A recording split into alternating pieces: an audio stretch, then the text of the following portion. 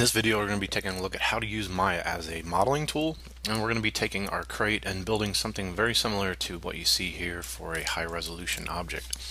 So I'm going to go ahead and load up the last scene that we had, which was the proxy version of the crate. And you can see that this is what we were pushing over into UE4. I have the anti-aliasing set on, and you might want to turn on screen space ambient occlusion.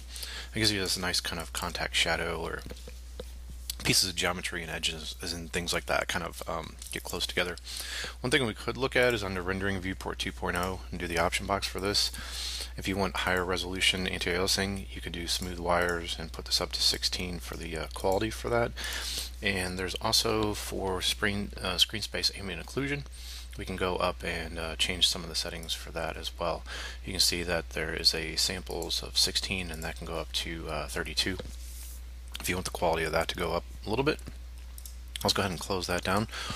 And so what we're left here with is this kind of crate that we've got going on. I might turn this off just real quick and just get a little bit more performance while I'm recording the video. We do still have our scale reference in here for our mannequin, and we can see this is the front of the cube here. So I'm going to take this and I'm going to leave it right where it's at right now. We're going to go ahead and say create polygon primitives, and we're going to do a cube and do the option box. So we have this on here. Remember, we don't have, if we go to create polygon primitives, we don't have interactive creation turned on, so it's just going to make a cube for us. And we'll do a cube that's width, height, and depth of 100, just like that. And what we're going to do then at that point is just take this and put it on the move tool. We can tap W, or you can click here, and we're going to make sure that we, with the move tool, we're set to orientation for moving. We're set to world, and then that way we can kind of snap to the grid. So you can see up here, this is snap to grid. If we hold down X, we can temporarily turn that on. So hold down X and just drag up, and you can see over in the channel box, let's just move that up 50 units. So let's take the old proxy crate and just hide it. I'm going to hit Control H for that. You can do that under display, hide selection right there. So that's where the hotkey sits for that thing. Now at this point, what I've got is the cube, and I want to kind of build a pattern out for us. Okay, so I'm going to come over to the channel box area and go to the inputs and click on this here, and we're going to take the depth, and you can click on this word right here and then middle mouse drag this, and you can interactively change the values on this. I'm going to go ahead and put this down to 10, and then I'm going to take this and push this and hold down X to turn on the grid snapping.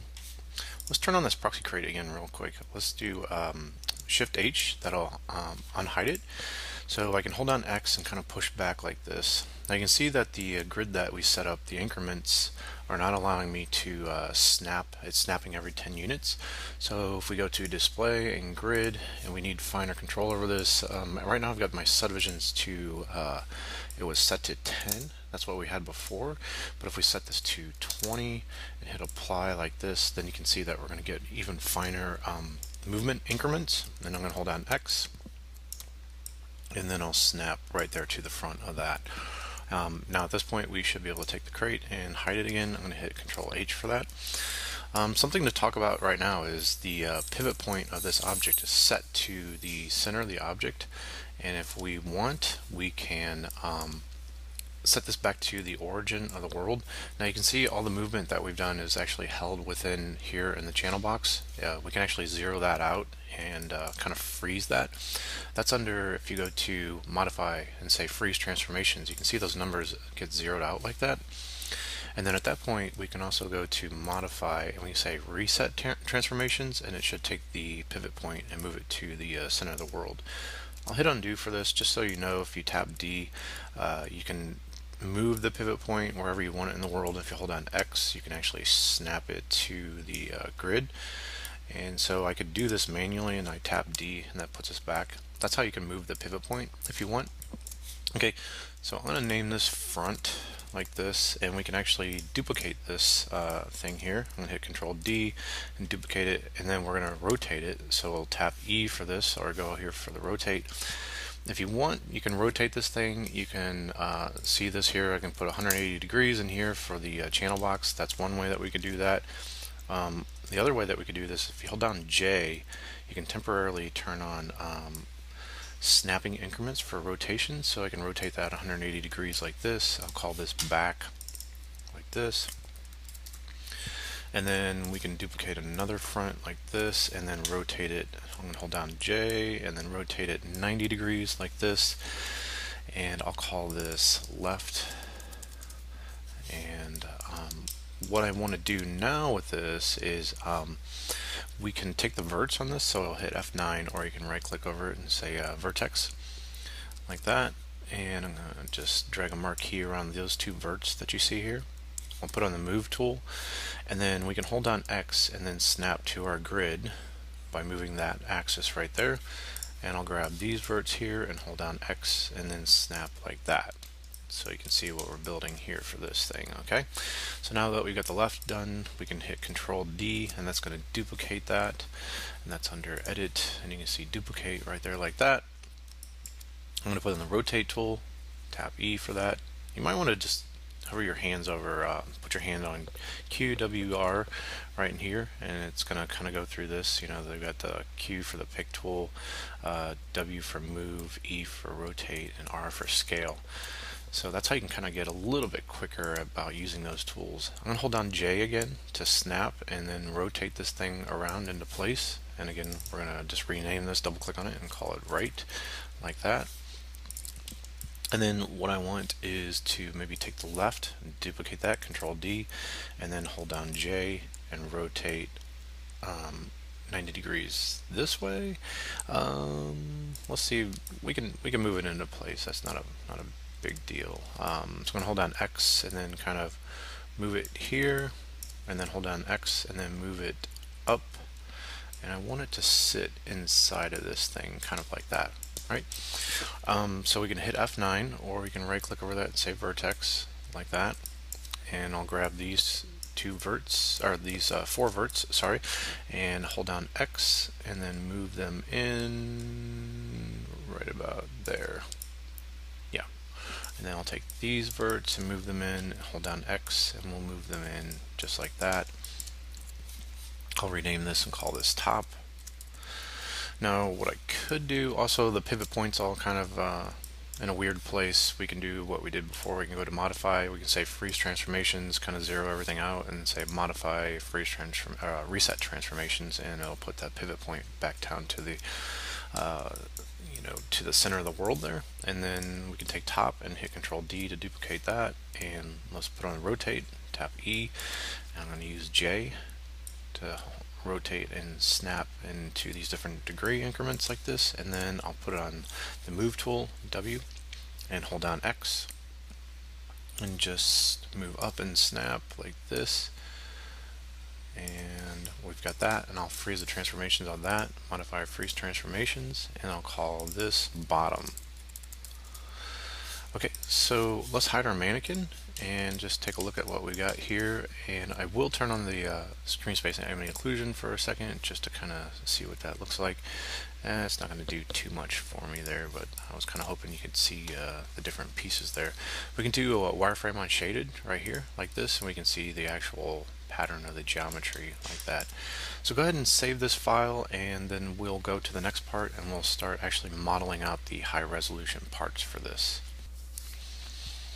Alright, now that we have our pattern kind of figured out, let's go ahead and start actually doing the harder modeling kind of process for this. What I'm going to do is take all these pieces that you see here. I'm going to select the bottom one, hold down Shift, and then select up here in the outliner and hit Control G, and that's edit and group like that. So we can make a group inside of here, and we can just call this pattern like this, and just save that, right?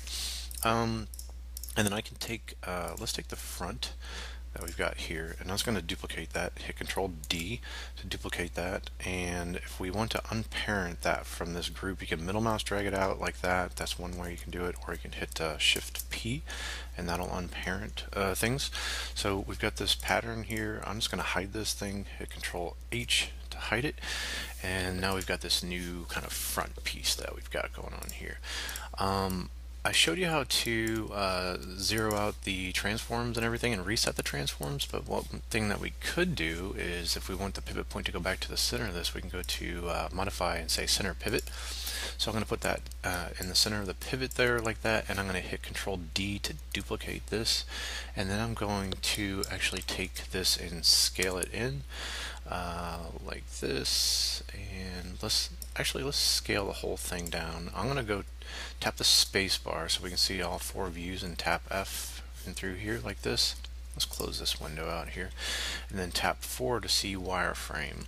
So what I want to do is get this thing to be scaled down to about here like this. So we've got maybe this inner part here, this equal distance around and through there, and you can see in the channel box if I scale this down to 0.8 like that for all 3 axes, it's going to give me an exact placement right there on the grid for this thing. And let's go ahead and hide this grid options that you see here, and then I'll scale it out this way. What I want to show you is how to use a tool within inside of Maya. It's called the Boolean Tool. So we can take this shape and we'll subtract this shape away from it. So we'll select this first, hold down Shift and select this one, and then we can go to Mesh, Booleans, and do a difference like this. And this comes in pretty handy if you want to do something like that, where I know I want to get the center part of that thing out like that. And if I want to delete the history, I can go to Edit, Delete by Type, and then History. And you see that operation that we put on there. We can delete that thing. We can delete that away. Before I do that, I'm going to hit undo real quick, and what I want to do is I'm going to duplicate this, hit Control D and duplicate that shape and just hold it. I'm going to hit Control H because I kind of want that, I want some pieces back behind that. So I'm going to do this again, select this, hold down Shift and select that one there, and then go to Mesh, Booleans, do a difference. And again, to delete the history, you can Alt Shift D, and that'll delete the history on here. Now, one thing that you want to do is you don't want to just kind of leave the geometry the way that it sits currently, like what it is right now. So we could use the multi-cut tools, and to get to that, you can be in object mode, right-click and say object mode, make sure the object's green, and you can shift right-click and go multi-cut. So that's one way to get to it, or you can use the modeling toolkit that we see right here. So you might want to use a lot of these tools quite a bit. The multi-cut tool just sits right there like this. So one thing that's kind of cool about this tool is you can slide it from an edge and go up to this right here, and then we can go to another edge and you can cut across like this, right in through there. Sometimes the tool's a little finicky, so you might have to kind of play around with it a little bit to get it to work exactly the way that you hope for. And if you hold down Shift, it does this snapping of increments, and you can see this snap steps. It's set to 10, so it's doing increments of 90, 80, 70, 10 like that. If you hold down Shift and Control, you can drag out, and it'll give you this 90-degree angle for that. And I'll just hit Enter for that. And then I can click and drag over here, and I'm dragging from this edge and holding down Control and Shift like that, and then I can drag to this edge right here and hit Enter, and you can see I've basically going to put a split going all the way across there. So Control Shift, click and drag, and Control Shift, and then drag to this right here like that. And I'm going to do the same thing for the bottom. I'm going to drag here, hold down Control Shift, click and drag, Control Shift, and then go to this edge that we see here, hit Enter, just like that. And we got one more to do on the bottom, so I'm going to click, let's go click and drag from this edge, and depending on how you're viewing this, the tool reacts a little bit different. So Control Shift to get that 90-degree, Control Shift, and just drag down, or maybe I can drag from this one here, hit Enter. Now this tool does have problems if you're in the move settings, and if you have symmetry turned on. I do know that that causes issues with this tool, so maybe just look out for that. So I'm going to put on the pick tool that you can do Q, or you can select it up here. We can right click and say edge, or you can hit F10, and we're going to select these extra edges that we see here, and we're going to get rid of these guys like this. Okay. So I don't need this one, and this is what this is what I'd like to build out for a pattern for this guy. Okay, so what we could do to kind of get these pieces all separated out is that we can double click on these and we can detach them. Now, one thing I do know that I want to do before we do this operation is this is pretty thick. This is like 10 units wide, and I actually want to make it 5 units wide. So I'm going to right click and go to my faces. I'm going to select this face, this face, this face. I'm holding down shift and adding that, and I can put it on the move tool, W, or I can click here and hold down X and snap with inside of here like that. So this is actually more like the size that I'm kind of hoping for. So now we can go back, right click and go to edge. I'm going to double click on this, hold down shift, double click on that, shift, double click, hold down shift, double click, and it should select all these edges like what you see in here like this. We can go to edit mesh and we can go to detach. And if we've done this right, we should be able to right click and go to object mode, and then we go to mesh and say separate. And it should take this, make a group, just like it did, and make different objects out of everything that we kind of split apart. So we selected those edges, told it to detach the object at those edges, and then we told it to separate that based off of those breakpoints. I'm going to hit Alt-Shift-D to delete the history with everything like that. And now you can see we should have a piece here on the bottom. We should have a piece on the left. We can call this left if you want. If you want to start making this organized, like call this bottom, and we'll make this right, and we'll make this one top like that, what you see here. Okay, and basically what I can start to do now is start to clean these pieces up. I want to make them into individual pieces that are nice and clean. So if we want to isolate select this, we can select this and say Control 1. I'm going to hit undo for that real quick. Sometimes it errors out and doesn't like to do it. What we're basically doing is we're selecting an object and we're saying show isolate select, and we're going to do a view selected. So it just temporarily hides everything else except for that thing that you have selected, and that comes in pretty handy if you're just doing some of these modeling operations and you just want to look at one particular item at a time. So I'll select this. We can do a shift right click and we can say fill hole, and you can see it fills those holes for us down there. We can select an F10 or right click on here and say edge, and we can select these edge and get rid of it. Now watch what happens whenever we delete an edge and just hit backspace like this. If I right click in here and say vertex, I might have to clean up these extra verts that you see here just by selecting them and hitting backspace. So you can go through that process. That's one way of doing it. Or the other thing that we can do is hit F10 or right click and say edge, select this edge, and if you hold down control when you hit backspace, it deletes the edge and it deletes the verts away from it as well at the same time. So that's kind of a nice feature and just something that you probably want to know about. So I'm going to hit F8. If we go back to the channel box over here, we can always go back and forth between modeling toolkit and the channel box. This history that we see here is always problematic, so you always want to delete the history. So we're going to go to edit delete by type history and just kind of get used to doing that. I would find that hotkey, Alt-Shift-D, and just start getting really used to using that. Now if we want to bring everything back, remember we did the isolate select, we can hit Control 1 and bring everything back. If that doesn't work for you, you can go to show isolate selected and then turn that off right there for that. Okay, so we've got the top, let's select the bottom, I'm going to Control 1 like this. Remember we shift right click and said fill holes like that, and then we took this edge, F10, and then select it, Control backspace, and I'll do the same thing for this, Control backspace, and we've got that piece there like that. Okay, hit Control 1, bring everything back. We're going to select this piece right here and hit Control 1. We'll do something similar. We've got holes on the top on this one. Shift right click, fill holes, and that one should be pretty darn easy. Let's delete the history, Alt-Shift-D for that. Hit Control 1, bring it back. Let's select this one, hit Control 1, and shift right click and say fill holes, and we'll hit F8 and delete history, Alt-Shift-D like that. Control 1, bring everything back. And so now we've got our different pieces. We can select them, make sure we delete the history and everything. Alt-Shift-D, selecting that one's got deleted history, this one's all clean too. So everything's nice and good now. Next thing I want to do is I want to bevel the edges on these things that you see here. So we can select the edges. We can hit F10 and then select all the edges on there, and then shift right click, and we're going to do Bevel Edge. Let's do an option box for this. I'm going to put the width on this this fractional thing that we've got, this offset type, and just make the width 0.2, and you can see that if we do that, we get a pretty nice look for this. We get this nice beveling on all of our edges that you see here for this.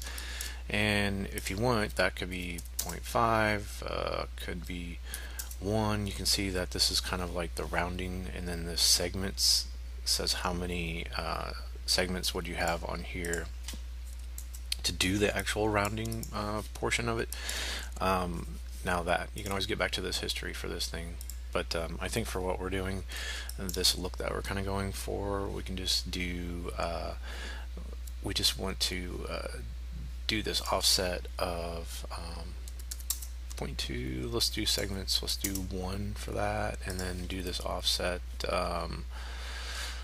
let's do 0.02 for this, or sorry, 0.2 for this. Actually it's 0.2 on the fraction. That's what I've got wrong for that. Sorry about that.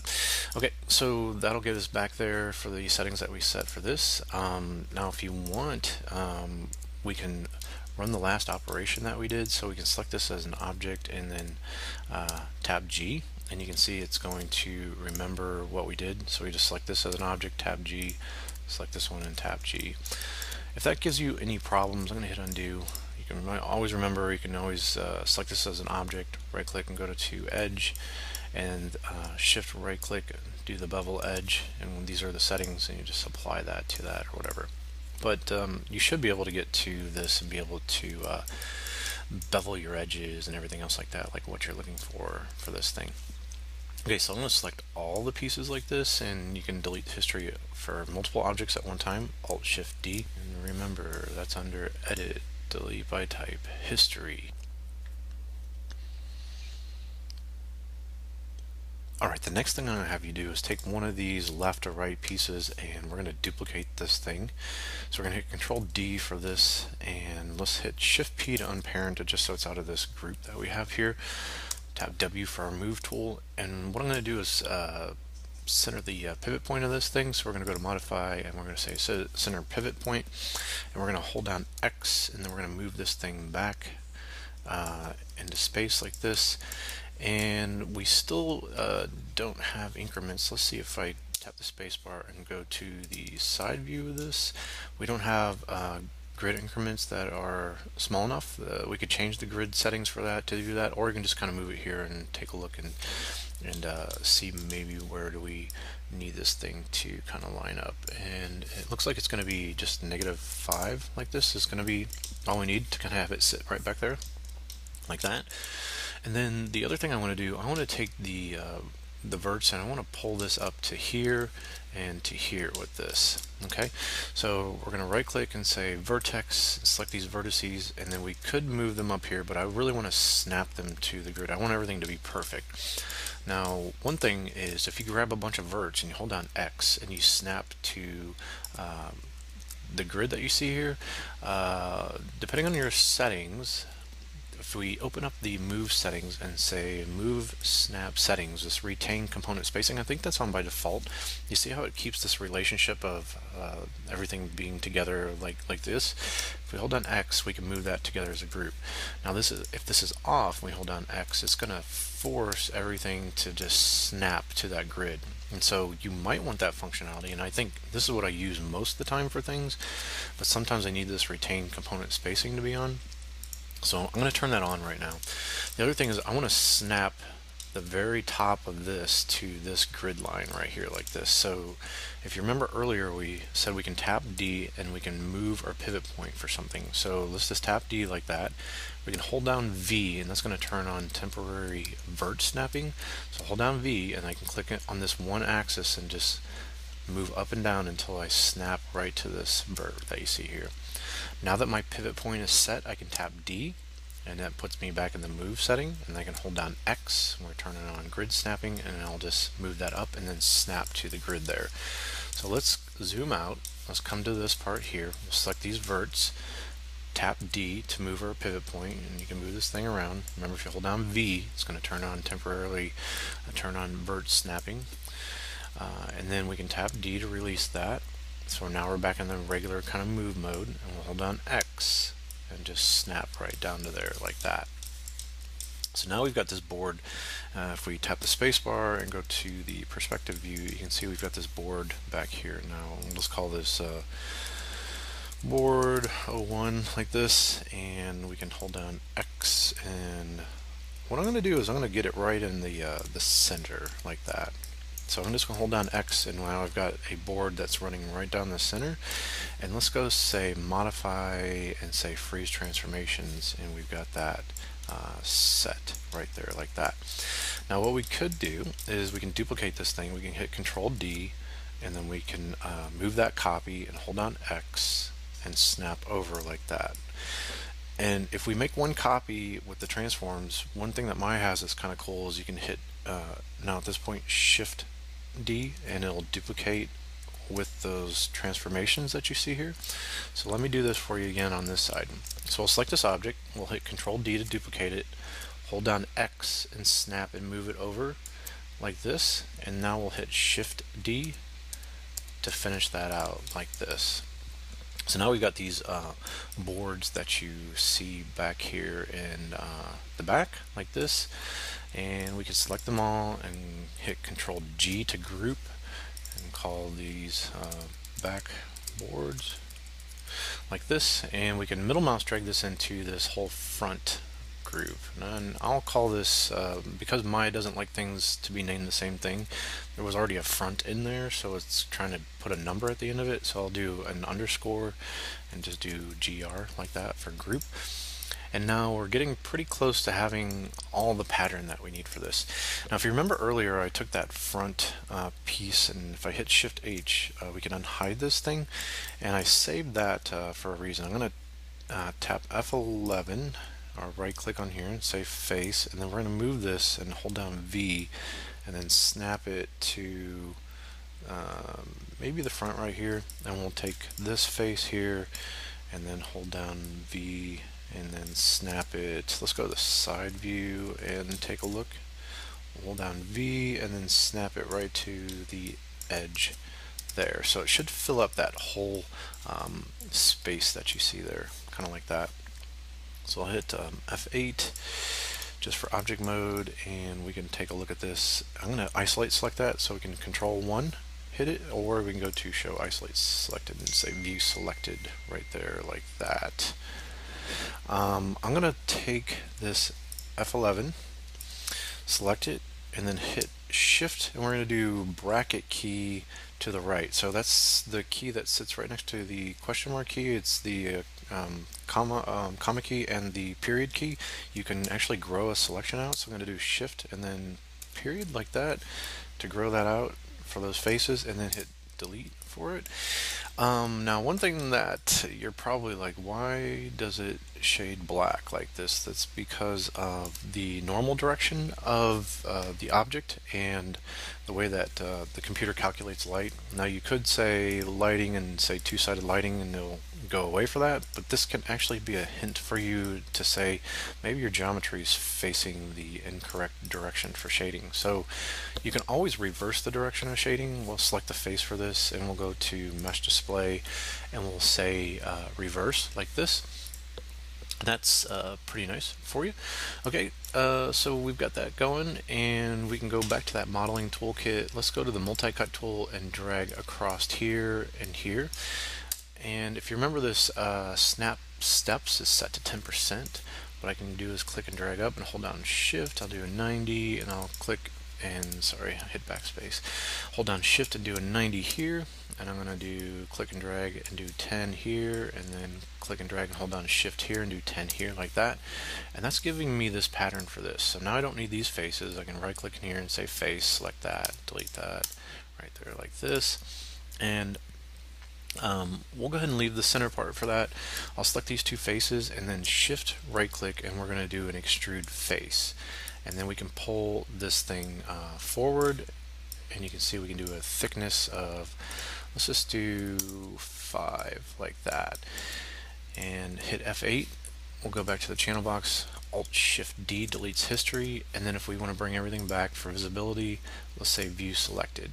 So we've got that right there like this. Okay, I don't actually want the board to be as thick as everything else like there, so I'm going to hit F11, where we can right click on there and select our faces, select these faces, and then we can move this thing back and through here like this. I'm going to go to the side view and take a look, and what I would like is grid increments that are half of this right here. So we can go to display, grid, sorry, I accidentally turned it off, option box for this, display, grid option box, and we're going to hit apply for this, and I'm going to do subdivisions. I'm going to put that to 40, and that'll give me this right in through there. So we can hold down X, we can snap, and I'll put this back to 20, hit apply, and we're back to where we're at. I just wanted that temporarily just to get that spacing. So we'll go here like this, we'll tap F8, let's go and say modify freeze transformations like this. I'll hit Control 1 just to view just this thing here, and we'll do F10, select all of our edges, and if you remember, after we've got our edges selected, we can bevel. But let's look at what happens when we select everything. We'll shift right click and say Bevel Edge, and we can have it bevel something like this in the inner part. That's okay. If you want to hit undo for that real quick, you could hold down shift and then deselect maybe this piece here, this piece here. If you didn't want it to round that corner, you would deselect this as well. So let's just go ahead and shift right click and say Bevel Edge, and you can see kind of what it's going to do now for that part here. So let's do Alt Shift D, delete history. Let's go to show isolate select and say view selected, and then now we've got this pattern going on for this whole front group, and then we can take this, we'll call this center like this, and then middle mouse drag it into that group, and we've got this whole group set up like this, and we're starting to build that pattern out now with actual high-res geometry, right? So we'll take this and say modify reset transformations, and let's hit undo for this real quick. It's actually doing it for the entire group, so I'm just going to tap D and then hold down X like what we talked about, and then grid snap to the grid like this, and tap D, and then we've got that pattern going. Go ahead and save this file, and then the next part is going to be us taking all these pieces and then making the left, the right, the top, and the bottom out of the pieces that we have here currently.